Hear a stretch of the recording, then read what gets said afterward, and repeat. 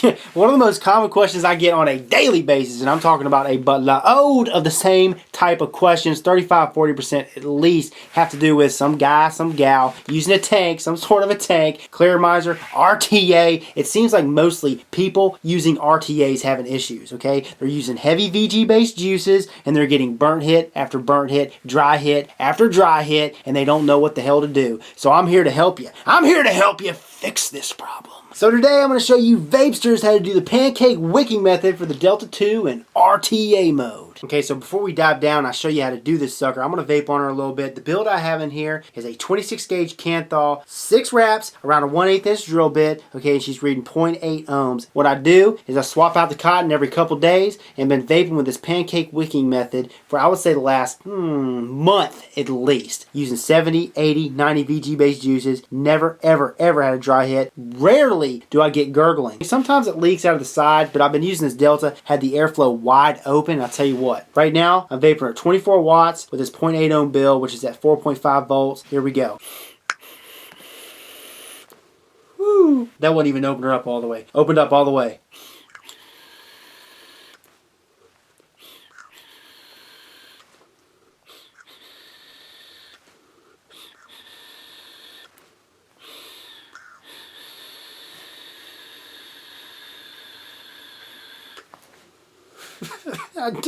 I'm telling you guys, she's a beast. So I got her at 30 watts with this 0.8 ohm build. Whew, full on ass flavor, baby.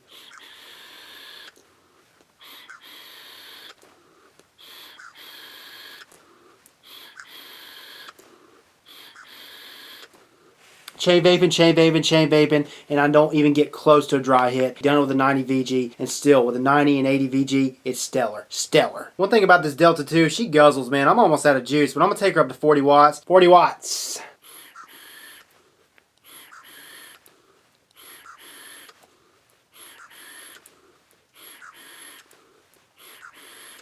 Chain vaping at 40 watts. All right, I'm going to take her to 50 watts. I'm going to be a little brave. See if she'll do it. 50 watts.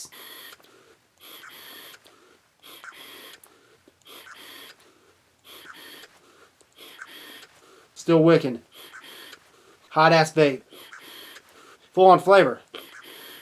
So now that you saw that little demonstration, you saw how kick-ass it is, I'm going to go ahead and show you how to do her. You ready? Let's go. So today I'm going to show you guys a wicking technique for your higher VG-based juices, 60 VG, 70 VG, 80 VG, even 90 VG, and I'm going to be doing it on this RBA section for the Delta 2 tank. And also, I do have a full review coming on this RBA section for the Delta 2. Please be patient, but I wanted to get this wicking technique out for you guys because, hell, I've been enjoying it. So here we go. So for those of you guys who do not know or have never dealt with a deck like this, you don't know how to build on this sucker, please check out my Limo drop video, the Limo drop build video, where I show you how to do a regular build on the Limo drop. It's pretty much the exact same deck design, and that video link will be in the description, so check it out before you watch this. I recommend it, especially if you don't know how to build on this sucker. The build I have in here is just a regular old standard build using 26 gauge Canthal that I've wrapped around a 1/8 inch drill bit. Okay, 6 wraps, which comes out to 0.8 ohms. And I find that building standard macro coils like you see right now in your RTA works the best for your higher VG based uses, 60 VG and thicker. And the reason why standard coils are more effective and more efficient when using thicker VG based juices is because each wrap has a gap. As you guys can see, you got those gaps, and because you have those gaps, once you insert the wick, the heavy VG based juice is able to travel from one side of the wick through the coil to the other side with ease. So today I'm going to be using this Kogendo Japanese cotton, this sandwich Japanese cotton. It comes like this, and that's how you want to cut it. And I'm going to cut it 6 millimeters, about 6 millimeters in width. Now I'm just eyeballing it, but 6 millimeters is about this right here. Okay, that's exactly 6 millimeters right there. Okay, eyeball it.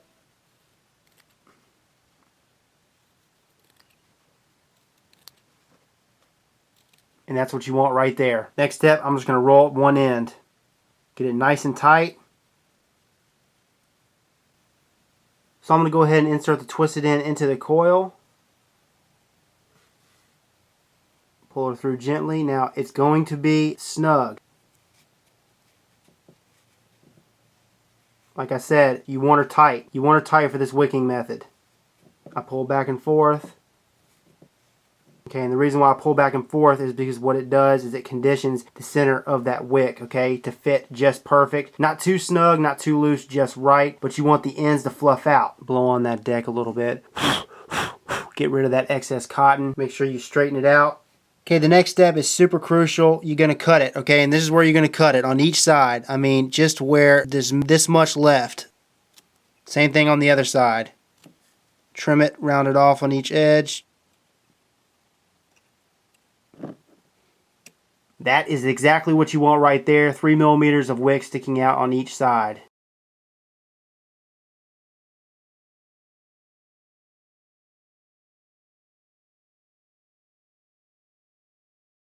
Now it's time to juice her up, and this is another crucial step. Okay, start with each end.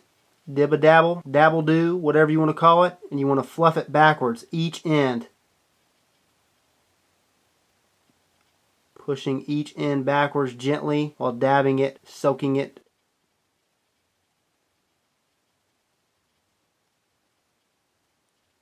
Just like that. Repeat the same process on the other side.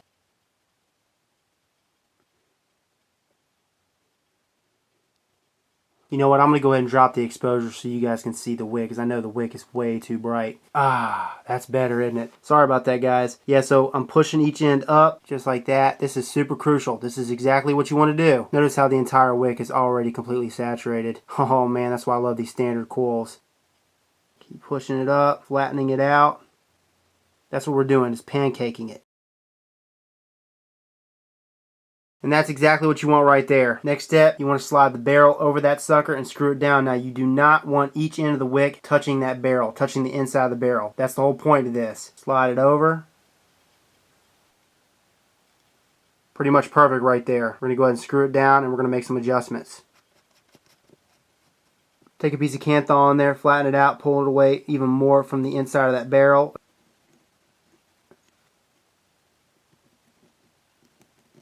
See, there's that channel right there. Now, most guys are stuffing the ends of the wicks down onto the lower deck right near that channel. This method kills all that. It bypasses all that. And it makes it so much easier for the heavy VG-based juices to get in there, wick efficiently, and get straight to the wick and into the center of that coil. Same thing on the other side. Pull it away from the inside of that barrel. So that is the pancake wicking method right there. As you guys can see, no wick is touching the deck, okay, which allows the heavy VG-based juice to get in there more efficiently and wick, baby, and you will never have a dry hit ever again when using the heavy VG-based juices. Flavor, flavor, flavor for days! Time to pop the top cap on there, fill that sucker up, and let's get back to the regular screen. So that right there, boys and girls, the pancake wicking method. Now, if you want to use heavy VG-based juices, like 60 VG and higher, you want to use an RTA, like the Delta in RTA mode, the Kanger Subtank Mini in RTA mode, the K-Fun, the Tay-Fun, the this, the that, give it a go and let me know. This is Rip Trippers, and remember, smoking is dead, vaping is the future, and the future is now.